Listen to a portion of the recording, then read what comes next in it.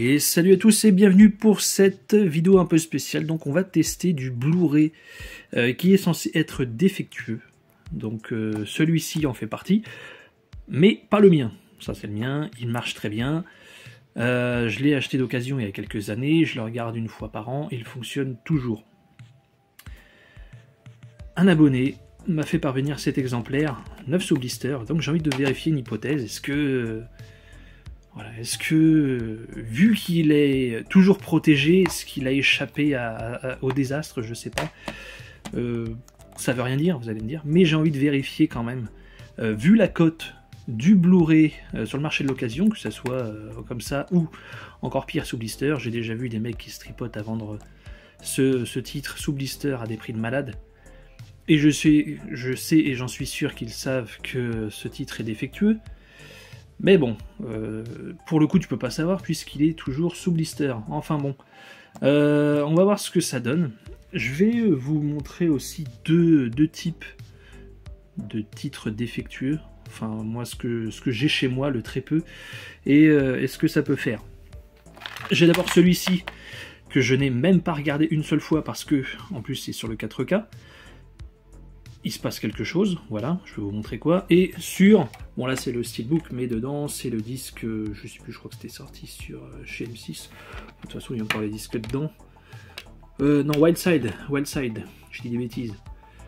Celui-ci c'est encore autre chose, donc on va voir ça ensemble et on testera ça à la suite, voir si finalement le fait de conserver des Blu-ray, même défectueux, est-ce que ça les sauve ou pas.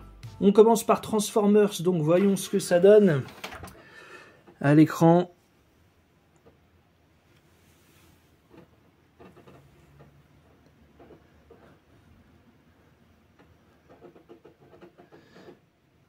Donc il se charge.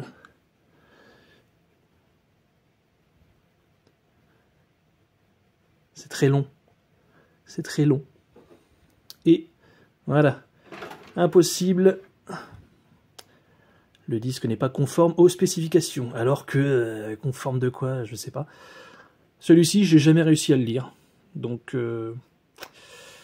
voilà, ça c'est pour un exemple, donc le Transformers. On essaie maintenant le Sin City.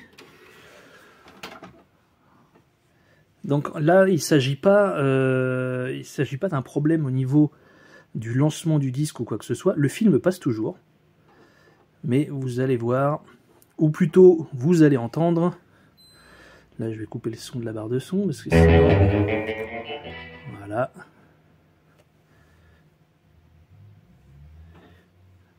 Je vous lance le film et je reviens de suite. Donc voilà, une fois le film lancé et tout ça,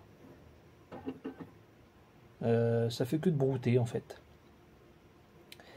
Ça fait que de brouter, et là, ça va bizarrement, j'ai pas le bruit qui va bien avec. Donc bon, le seul souci, c'est que tu peux plus éjecter le CD, tu peux plus éteindre la platine. Donc bah, tu restes appuyé sur Power comme un con. Et voilà, c'est pas terrible, hein, mais pas le choix en fait. Bon, passons aux choses sérieuses. Donc j'ai lancé le mien, le disque n'est pas là, le film tourne bien, il n'y a aucun bruit parasite sur la platine, et vous pouvez voir que celui-ci est toujours sous blister. Donc curieux de savoir s'il passe celui-là. Voilà. Donc hop, go dans la platine.